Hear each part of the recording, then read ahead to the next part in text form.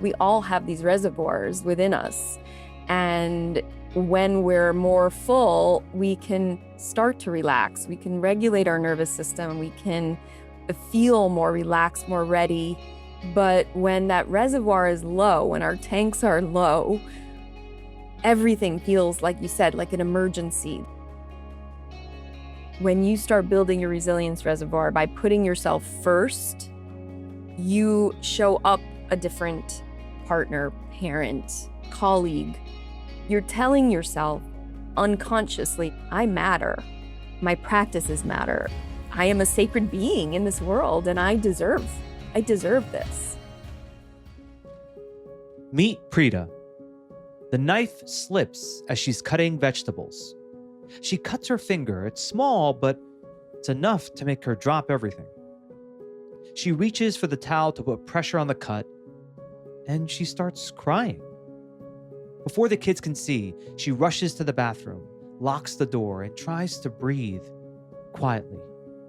And she knows this isn't about the cut. Prita is a project manager for a tech company going through a major acquisition.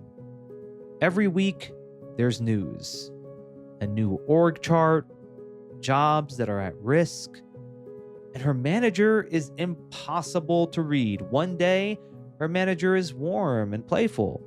The next day, her manager is cold and short. And when the manager's under pressure, everyone feels it. And when Prita goes home, there's no off switch. She has 3 small kids. There are after-school activities. Prita has some health concerns, so she needs to carefully plan her meals. She's trying to stay close to her husband, but weekends are full of errands and having to catch up with all the work before the next week begins. Prita has always been the strong one, but lately it feels like her body's breaking down. She's always on edge. Her mind is racing, thinking about the next thing. And what she's beginning to realize is that all of this pressure is not sustainable. Today, I'm speaking with Jenn Cassetta, international keynote speaker, author, high-performance coach, and third-degree black belt in Hapkido. After surviving 9/11, Jenn rebuilt her sense of strength through martial arts. And now she helps high performers at organizations like Apple, Uber, and Visa build resilience and calm under pressure without burning out. And I'm excited to hear how Jenn would help someone like Prita to protect her energy and regulate her stress and rebuild her strength from the inside out. My name is Jay Abbasi, and welcome to Unstuck. Real people, real stories, real solutions. While the details are changed to protect anonymity, what you just heard is based on a true story of challenges that come up in the real world. And we discuss how to navigate these environments with practical tips to help you get unstuck and build a more fulfilling, impactful, and balanced life and career. So Jenn, I was reading a lot about you and I learned that you are a third-degree black belt and martial arts is a big part of your life. And I really wanted to hear the story behind that. What got you into martial arts? I got started in martial arts in 2000, which feels like forever ago, but I was living in New York City at the time, and my father had been doing martial arts for many years prior. He was always saying things like, Jenny, you'd be great at this, you should try this. But I never was interested until one day I just had this spark of inspiration. I don't know what to call it, but it drove me to check out a dojo that was right next to where I was working at the time. So I walked into this place and I just felt right at home. And there was a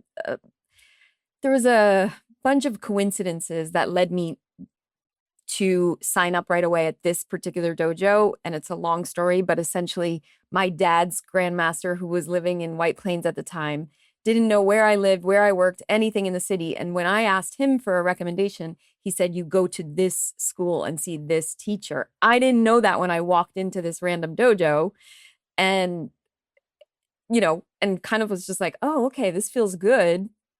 It was Hapkido. I'd never heard of it before.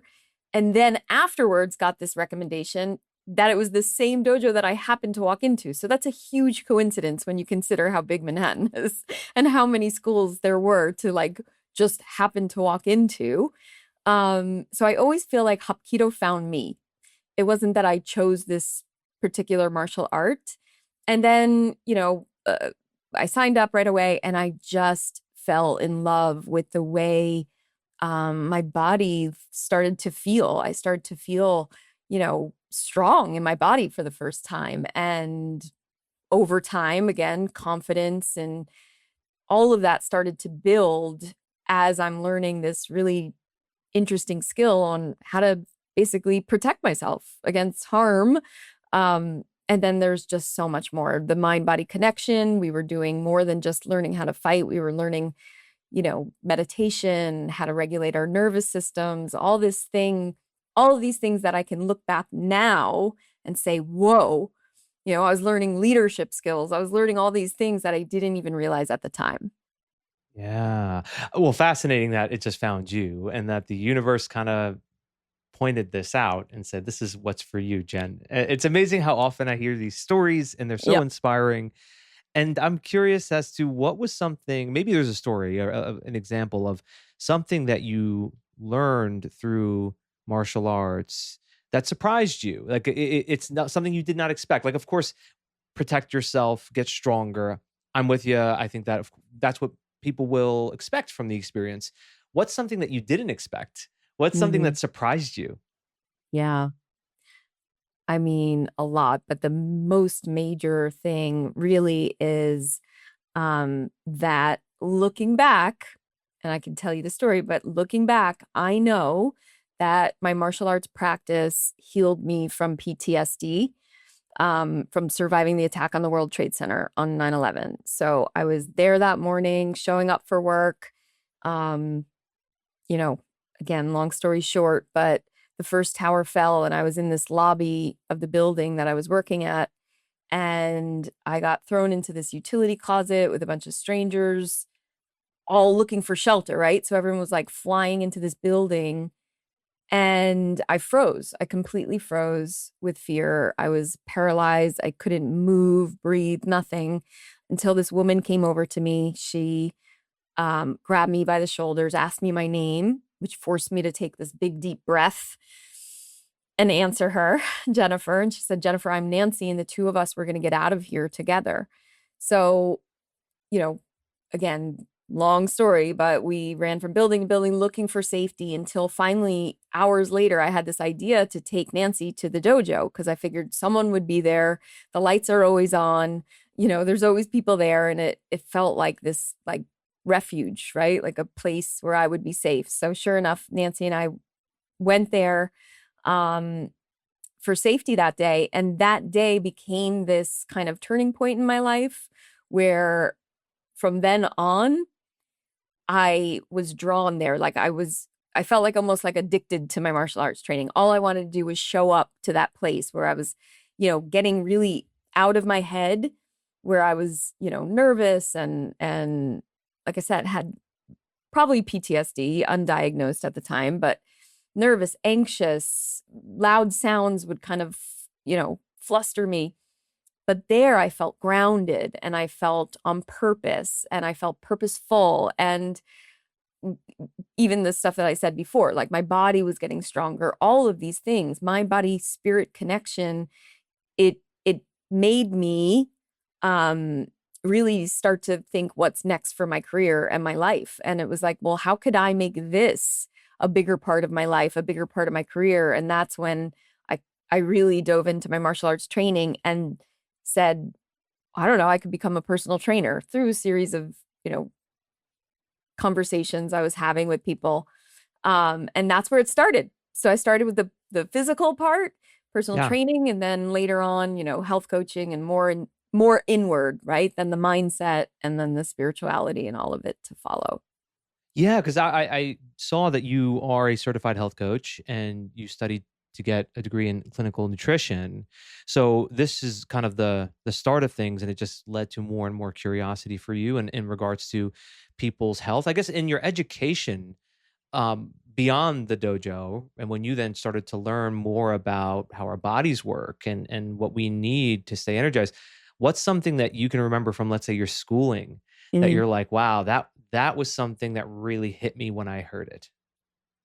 Interesting. Oh gosh, I would say less in the clinical part of nutrition. That I hate to say this out loud, but like I feel like that degree didn't help me as much as the health coaching certification that I got prior to it.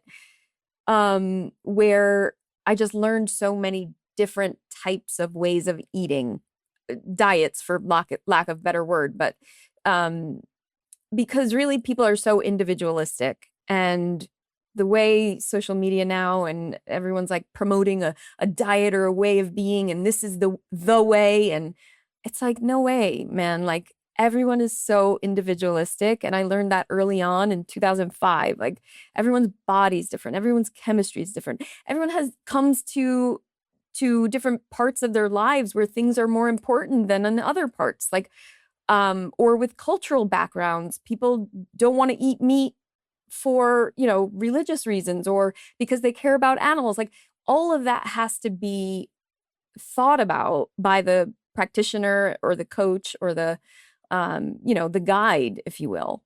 So, so for me, it was less of a learning about one specific thing that was like a cure-all to, oh, like we have to open our minds and really think about where the person and meet the person where they're at.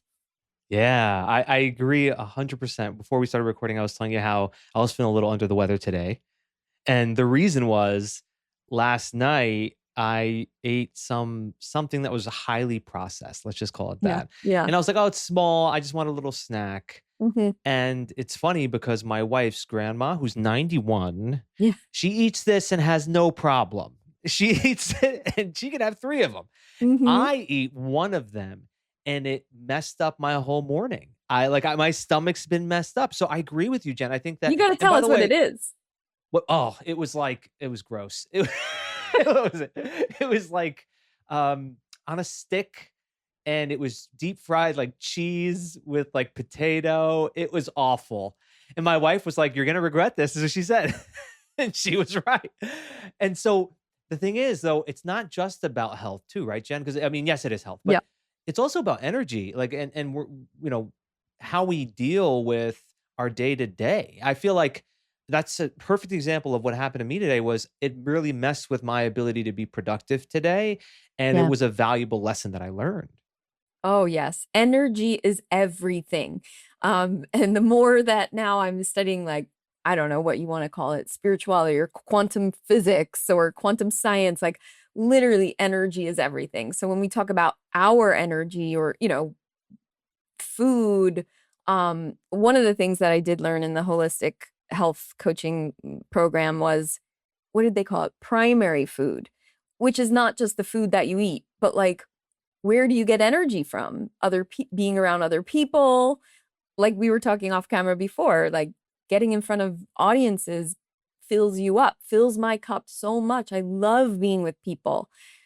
During COVID was really hard being home alone all the time, like sitting in front of a Zoom with people. It was just not filling my cup the way probably for others it did. So yeah, energy. I mean, I could talk about energy in so many different ways, but if we go back to ancient wisdom, which is my next iteration of work, is bringing ancient wisdom into modern day leadership. It's like the ancients all knew this. Chi, ki, prana, ka in Egyptian and pneuma in from ancient Greece. Like all of these ancient civilizations knew that we were more energy than we are matter. And that's really interesting to me.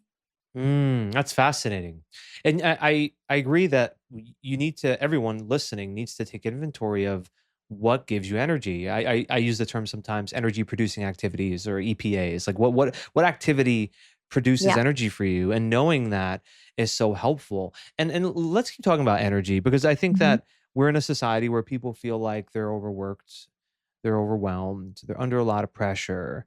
And Yes. so energy gets depleted for those folks and they feel drained. Yes. What do you think is the misunderstanding that people have about energy related to, let's say, the workload that people have? Yeah. Yeah. Oh gosh. I mean, where do we begin? Um, First of all, the hustle culture, I think, is real here. People are rewarded for being overworked and burnt out. It's like almost a badge of honor. Like, wow, I didn't sleep last night because I was up all night working on this project. No, that's not a flex. Like, it's not. Right. And the older that I'm getting, the more I understand this, because especially as women in their 40s and 50s going through perimenopause, the menopause, like it's not even a cliche. It's real. Like you feel these energy dips, like what feels like almost like for no reason, right? It's not what you didn't change your diet, you didn't change the way you work out, you think you're doing all the right things, and then all of a sudden you're like, what is happening to my body? Well, you have to tune in. We have to start listening and really taking those signs as seriously, and listening to them and then saying, well, how can I adjust my output or adjust my sleep, my rest, my recovery, really make sure that I'm giving that the proper nurturing that it needs. Oh, there's just so much. Again, I can Yeah. go on for women, but I don't know who mostly your audience is, but everyone's having it at this age too. Like men too. Your testosterone levels are going down. Like there's a lot. Yeah. And then add in like what's happening in the world and social media amplification of all this negative energy out there. That's taking a toll on us as well. So protecting our energy is a big theme on what I speak on. It's a whole chapter in both of my books, actually, the new one coming out and the last one. Yeah. The art of badassery Hmm. is the last one. And Hmm. what I think too, you said before when you were giving that telling that story about 9/11 and your experience, like that was a genuine life or death situation, Hmm. and it's something that, of course, that's genuine pressure. That's real stress, and your body is reacting to what feels like an actual threat. Right. Very often I feel like what people are experiencing is a perceived threat, and the threat may, like, it's a very big difference between being in that storage closet, Hmm. right, when the towers are under attack versus I'm my inbox is overflowing, Yes. Yes. right? So Yes. so how do you encourage people to work through that, to be able to Mm. work through, like, okay, you want to feel safe, like you said, that dojo makes you feel safe, right? Right. You want to be able to establish that within yourself to really protect your energy. How do you encourage people to go through that within their own mind? Yes. So outside of stepping into a dojo and doing, practicing martial arts, because I know most people won't, and that's okay. It's really about building your resilience reservoir, I like to call it. So first, that just means like checking in into your reservoir, right? So I grew up in like Westchester, Putnam, New York. It's about an hour north of the city. And I just remember as a kid going by these big, beautiful reservoirs, driving over them, over the causeways with my mom or dad. And when they were really low, I used to like have this quiet anxiety in me. Even Mm, as a kid, I would think like, oh my God, this water is supposed to feed like all of the New York City and then us. And what if is none anymore? So it's like just a silly metaphor. But what I realized, writing this next book and talking about the secrets of the sensei is like we all have these reservoirs within us. And when we're more full, we can start to relax. We can regulate our nervous system. We can feel more relaxed, more ready, um, and move through the world with more energy. But when that reservoir is low, when our tanks are low, everything feels like you said like an emergency. There's just it could be more of like a quiet, anxious kind of feeling that you walk around with all day. And this used to be me. I used to worry about all the things all the time. Um, I was worried about my finances, my friends, my family, my future, all the F's. And then I started to realize like, oh, go back to the dojo wisdom. What were we doing on the mat there? We were breathing, right? Breath is the tool that helps your body regulate its nervous system. So the deadline at work doesn't feel like a tiger chasing you down the street, right? It's just a deadline at work and we'll get through it. But we have to build that reservoir through things like a daily practice of breath work, meditation, mindfulness, gratitude, journaling, right? I have what's called like a morning mojo menu where you can pick all these different things to build like a practice for yourself in your life. Without a practice, everything's going to feel like a tiger. Yeah. And I appreciate that you're calling it a menu, which is to suggest that there isn't just a one size fits all. It isn't that everyone's gonna, because I talk to some people and they're like, well, Jay, meditations, that's just not for me. Mm-hmm. I can't do that. And oh yeah, I've heard to breathe, and they'll maybe try that. What you're saying is you have to do something, right? Like that's really it. Like Yeah. every human being needs to do something because our Yeah. natural tendency will be to look at the world and see tigers everywhere. So there Right. needs to be something you do to train yourself to be able to be more in a state of calm. Yeah. Calm, confident, relaxed, and ready. That is the state of the sensei. That is, if you think about, for those of you not familiar with martial arts or what a sensei just means teacher. And you can think of like Mr. Miyagi from the Karate Kid, Right. or my personal favorite, new favorite, is from the new movie or newish this year, which was called One Battle After Another. Did you see it? Yeah. Yeah, I did. So, the sensei, Benicio Yeah. del Toro, oh, I mean, first of all, just like so cute and handsome, but like the way he moved through that movie and people just like followed him and did whatever he said because why? Because he was so regulated, even when the world was on fire, right? Right. Everyone It's else is true. freaking out, reacting, and he's just like moving, steady, do this, do that. And he's just calm. And, I was like, this is the sensei. This is what I and hopefully others that are going to buy my book want to aspire to, that being in that state as often as possible. Calm, confident, relaxed, not sleepy, but ready to move, ready to take that next step, whatever it is. Calm, confident, relaxed, ready. Ready. There isn't a person in the world that doesn't want that, right? I mean, really, like, I mean, who would say, no, I don't want to be calm. I don't want to be confident. I don't want to be relaxed. I don't want to be ready, right? And I, even someone like Mr. Miyagi or the Hmm. sensei in One Battle After Another, they were not born that way. No. They were not. They were not. I know. Yes, there are some people who have a little bit of a tendency towards being more composed through the storm. To Hmm. get to that level of mastery, Hmm. it always takes work. Isn't that true, Jen? It always takes work. I believe so. I certainly wasn't born that way. And I was born into an Italian American family that liked to yell and fly off the handle at the littlest thing. And uh so I had to work. I'm still working at it. Yeah, I'm But with yeah, you. I don't think people are just born that way. I mean, like you said, possibly a tendency, but Yeah, and I think that there's this either this belief that I have to be born that way, and if I'm not, well, this is just the way I am. One, or two, it's like, well, I don't see myself ever becoming like that. It's almost like it seems so out there because of one's tendency. right. And I know because I've worked with so many people, and I know you have too, Jen, where people actually do make these transformations. It Yes. doesn't happen overnight.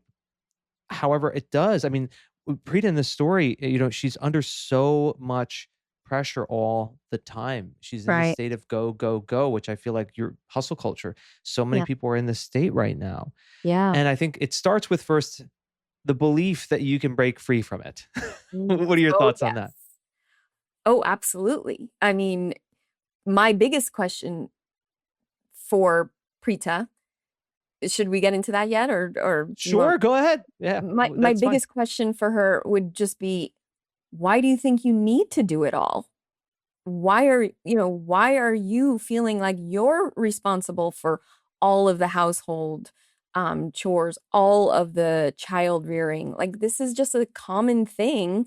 And I'm just going to say it, most women take all that on, not necessarily because their partner isn't willing. It's because they've never even had that conversation of divvying up the labor or the chores or the child rearing, all of it. It's just this assumption because of the way we saw our parents do it, the way society has told us to do it. But come on, like, it's just not working. Women are burning out at record numbers. It's not it's not healthy. And that's what they're showing, then they're modeling for their kids. So it's only just going to be another generation of women doing the same thing. Yeah. And it And could what be men happens too. yeah, and for anyone who's doing it, who's falling into this pattern, while I don't think it's highlighted specifically in this story, what I do know often happens is then resentment gets built up, right? Yes. It's resentment. It's like, okay, I took all this on. I never asked you for help, and Uh-huh. I'm resentful of you because I'm telling myself I need to do it all. Yes.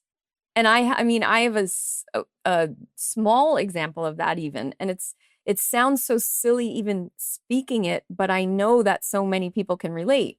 For example, I used to make dinner and do the dishes for my husband. And then at one point, I think it was during COVID, I was like, what am I doing? Why am Yeah. I doing this? And he had no problem. He's like, oh, sure. And we've been together for so many years at that point. So wherever you are in your relationship, like, things can be worked out. Like, you're not stuck. No one has to be, right? We got to get unstuck. No one has to be stuck in these patterns. If you have an unwilling partner to change, well, then maybe you need some outside help or something. But like in my case, it was as easy as asking. Then I started to realize, wait a second, Jen, you don't like him doing the dishes because you don't like the way he does it. You're being a control freak. What is this thing about control and everything having to be spotless or this? Like, then I started to really do a deeper dive on myself and be like, okay, yeah, no need to feel resentful. All I have to do is just relinquish control, invite someone to help, and boom, there's the solution. And it took a while for me to just like kick back and be like, all right. And as long as it took, right? Oh, maybe he wasn't doing it right away. Nope. Just sit back, and you have to like retrain yourself, like almost like a training a puppy, like sit in that chair. Do not get up and let that person, let your partner, whoever it is, let the kids do the dishes. Yeah. And just sit in that discomfort for a while because it's gonna be uncomfortable because of the tendency to want to be in control. And I think you nailed it. I think Prita's issue is control. She and I don't think she's aware of it. Like, you had that realization, it hit you. Oh my God, this is really about control for me. Yeah. And I think that the reason why Prita's saying, okay, I have to do everything at work. I need to make sure all the kids are going to their activities and I'm taking care of all this and I cook, I do everything is because she wants to control it all. She Hmm. doesn't want to let it go. Hmm. And she has to learn how to sit in that discomfort of letting things go and being okay with it not going exactly the way she thinks it's supposed to go. And perhaps, right? I haven't met her. I don't know her. I don't know her story, but just the outline that I read sounds like that may be something she can look into. Yeah, and here's what I was thinking too, because you told your story about you and your husband, my wife and I, we've had these conversations, and similar to the way you do it, if I cook, she does the dishes. If she Mhm. cooks, I do the dishes. And it's just, we've come up with this system.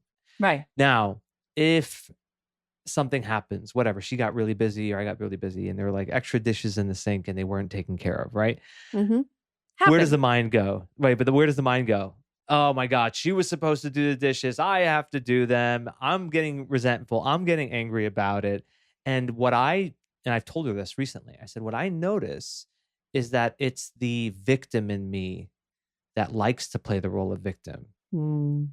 It comes out Yeah. and says, she's wrong. I'm right. She didn't Mhm. do her job. I'm doing her job. And then this resentment builds. And I watch myself, Jen. I Mhm. watch myself when I go through Yeah. this. And I've learned, and this is through things that you mentioned, through breathing, through meditation, through being more mindful. I've learned to laugh at that voice a bit, not like harshly, but to chuckle. Like, she was just busy. She didn't get to it because she was really busy. She had a client. She works in real estate. She had to run it. Like, am I really going to make a big deal over these dishes? You know Right. what I'm saying? Yeah. Because you're self-aware. Yeah, and that's the thing, right? Because you brought up those practices, and self awareness and clarity is a big part of this. I think that Prita is missing that. And now, what was for you? Was it meditate? I know martial arts is a big part of it, but do you also have a practice that you do regularly so that you can continuously build up that self awareness within yourself? Absolutely. So back in the day, yes, I was meditating in martial arts, but honestly, it never really stuck Okay. until many years later. In 2018, I took a meditation, call it seminar. Um, and from then on, it was like, haven't missed a day. And then from that kind of style, I started like blending styles, doing right because meditation isn't just one thing, right? It's a umbrella of different practices you can put together to make your own. So I, was experimenting with different things, but again, never missed a day. And then I started, if anyone's familiar, but I started doing Dr. Joe Dispenza work and went on his retreats, and I've been doing his meditations in the morning every single day now for years. I just, as cliche as it sounds, it's changed my life. Not because of Dr. Joe necessarily, but yes, but the practice, committing to myself every single day that I will have my butt in that chair no matter what's happening in the world, in my life. Um, you feel differently about yourself. And Mm, that's what I also wanted to talk to Prita about is like when you start building your resilience reservoir by putting yourself first, and it's really hard for parents to hear that, you show up a different partner, parent, colleague, employee, boss, whatever. mhm. You're telling yourself, unconsciously almost that I matter, that my practices matter, that I am a sacred being in this world and I deserve this.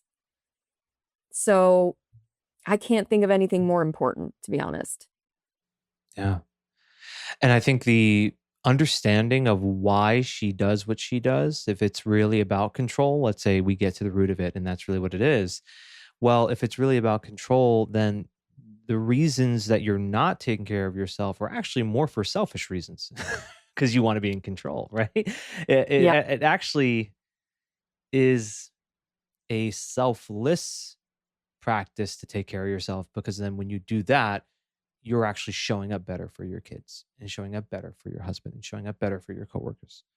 I really believe that. And I know that that's hard for people to really believe, to take on that belief essentially. Because at first it might not look that way, right? And I'll give you an example. Um, a woman that came to one of my retreats, her husband, she had a young boy at home, like maybe he was 3 at the time. Mhm. And so she was away for a few nights, right? And her husband kind of gave her shit about it, like, oh, you're going on like a vacation, blah, blah, blah. And she was like, no. And I had to coach her, like, when you come back from this retreat with new tools, with new practices, with a new way of thinking, or even just like a renewed sense of who you are, don't you think you're going to come back and like slightly different person, better? Um, your relationships can deepen, can be better. You show up with maybe more empathy or compassion, or I don't know, but and that's like an extreme example because it's a retreat, but taking 10 minutes in the morning instead of running around and making sure everyone else is okay might seem selfish to the other people at first, but over time, when they see you and how you show up, I think they'll get it. And I know firsthand, my dad was an avid meditator when I was growing up, and it was weird, right? It was 70s and 80s. And like, especially if I had friends come over, they'd be like, what is your dad doing upstairs? I'm like, he's meditating. You know, it was just like, you left him alone. That was it. Like, he's doing his thing that I don't know anything about, but I know that it's good for him. So therefore, I could be respectful of it. Right. Right. And it's in no way negatively impacting anyone else, right? When he's doing these practices, it's, as you Right. said, it only has a positive effect. And I think with in Prita's story, I'm curious to get your take on when you're dealing with someone who has some emotional irregularity. So in Prita's story, there's a manager that one day the manager shows up really in a good mood, making everybody else feel great. And then others where the manager shows up and they're emotionally reactive and they're struggling and they're stressed. We all have these people in our lives. And Mhm. sometimes it's a person of whom is our direct authority, right? Our leader. How does one work through that? How do you work through wanting to protect your energy when you are in a situation where you have to interact with someone where you don't know what today's going to look like with them? Yeah. Well, there's two parts, I think. And the first part is building that resilience reservoir. So filling your cup first every single morning, no matter what. And to a point where you can be like that sensei. Do you think the sensei would react in a way that's like, you know, aggressive back or Fearful, sad or cry or fearful? right? Right. No, they'd just be like, oh, cool. Like this person's acting up again and it doesn't affect me, right? It's just like whoosh, off the shoulder, like it just rolls off your back. I think that's built through resilience practices and then being in the actual moment. It's easy to get triggered by folks like that. Of course, we all do. So in the moment, if the rolling off doesn't happen very easily, what's a practice you can do in the moment to reset your nervous system so you don't fight back, run away, or freeze, right? Fight, flight, or freeze, or fawn, which is the fourth F. Um, a lot of like trauma informed therapists are now talking about, which is appeasing your abuser. Mm, Um, which probably a lot of people would do in a professional setting, like, oh yes, okay.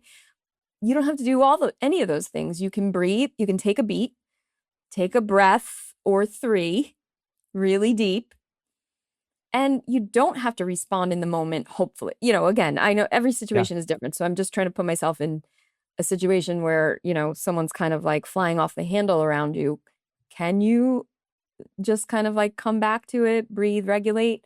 Or do you have to regulate and stand in your power and speak your truth? That might be the case as well. So it just depends. Yeah, I agree with you. It's case by case. I agree with you in every case. Having those tools available to be able to work on how you respond rather than react, or it's always going to be helpful. And I think there's also this. I'm curious to get your thoughts on this. Adopting this perspective on, okay, what does it actually mean when that person is acting that way? What if you decide, here's my opportunity to build up my reservoir? In other words, like here's I'm being tested here. Ooh, this Mm-hmm. is interesting, right? Yeah. I have a chance here to build up my response to this kind of behavior versus my reaction. Easier said than done, because I think when Right. we're triggered. Yeah. What I often encourage people to think of is like, here's your playing ground. Like, treat it as here's your chance to really become more emotionally resilient. Yeah. Absolutely. And Yeah. uh well, you basically talked about being curious, right? I think that's a great Yeah. tool to just, I think what I did this just the other day. I think I was on a call with a personal uh family member. And instead of like, they were getting angry or something, and I just said, tell me more, tell me more about why you feel that way right now. Or Yeah. just ask a question. That's one of the most powerful tools, I think. Again, I like to go back to the martial arts example. When you're in a difficult conversation or a negotiation or something like that, where it feels triggering, again, it's all about energy. So can you know, be able to, we do these soft blocks in martial arts where you um blend with your opponent's energy momentarily and then be able to redirect it almost like in a circular motion. Mm. Um so how does that play out in real life, right? It's like, oh, okay, tell me more. Or, interesting. Let me ask you a question. And it's just like volleying back and forth or dancing with energy. It's like verbal kung fu instead of react, respond, doesn't really Yeah. I work. love that. I love that the way you described it. And I think there's such a in the moment it can be so difficult. I had a person reach out to me I work with, and she's like texting me like, I'm done. Like, my manager did this thing and I'm gonna quit. I'm gonna go above him to complain, Hmm. right? Yeah. And I gave similar advice that I'm hearing you would give, which is, hey, let's pause, let's take a breath here, let's not do anything brash, and let's get curious. Right. And through the conversation, she decided that she's not going to say anything just yet. She's going to allow herself to just take a beat. Hmm. Then she showed up the next day, and the manager called her in and apologized for Hmm. how they were behaving and Yeah. owned up to it and said it had nothing to do with them. They were just going through something, and it created a very great bond between the two of them. And Right. but had she done the other thing, right? Hmm. What kind of chaos would have that would have created, right? We're living in this world right now where that like literally is the problem. Like Yeah. rage bait, rage bait, rage bait, rage bait. Like, you know, no one can find middle ground anymore. It's sad. Yeah, and I think we need much more of this type of work. And Jen, you're Hmm. doing such phenomenal work here in this space, and you're really getting this message out there.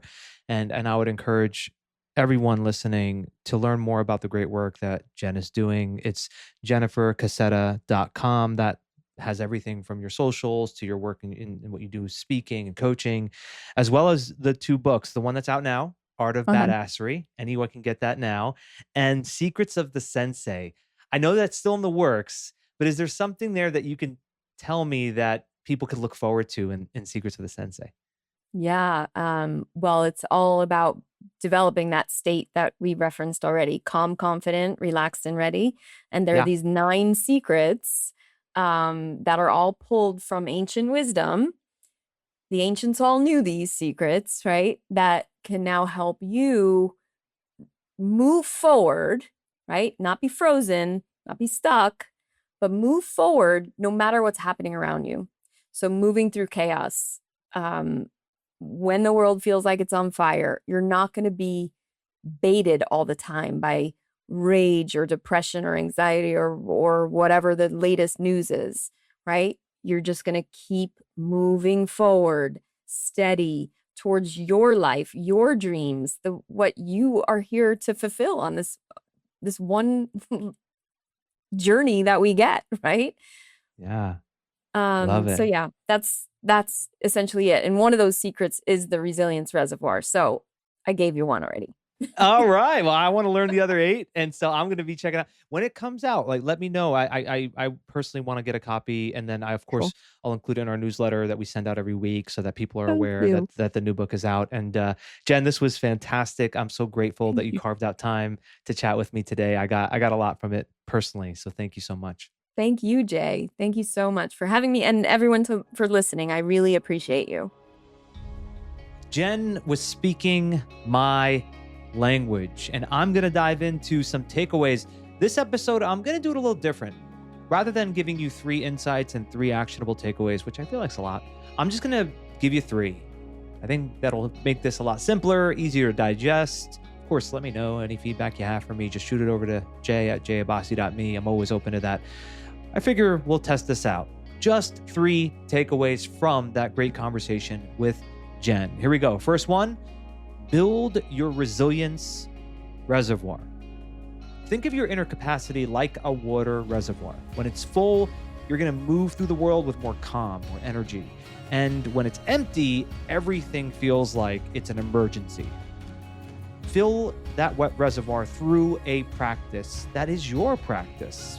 Meditation, prayer, fitness, connection with other people, whatever it is. Make sure that that's full in order to be composed and perform at your very best. Second takeaway, stop trying to do it all. Ask for help. Oftentimes, burnout's more about trying to control things. And relinquishing control doesn't mean that you're saying you're powerless. No, if anything, you're tapping into your power by getting support, getting help, and also freeing yourself up to have the energy to be able to handle high pressure situations and not overload yourself. Third takeaway, in the moment, respond. Don't react. Everything that hits your desk, your inbox, whatever, doesn't require a fight, flight, freeze type of response. You can pause. You can respond. You can get curious. Ask another person who's going through a challenge at work, let's say, and they're asking you to take something on. Ask them questions. Find out what they're really looking for and free yourself up to not have to give them an answer. Buy yourself some time so that you can respond calmly rather than react nervously. Join us on Friday. We're going to dive into how to manage your tendency to keep the peace, to focus on everyone else's comfort at the sacrifice of your own. Have you ever felt like you shrink in order to make someone else comfortable? See it too often. I've done it myself. You sacrifice what it is that you want, your needs, for someone else's wants or needs. And what I'm going to talk about on Friday is how that is not a formula for success or happiness. There is a way for you to be able to put yourself first without being disrespectful to somebody else. And I will walk you through that formula on Friday.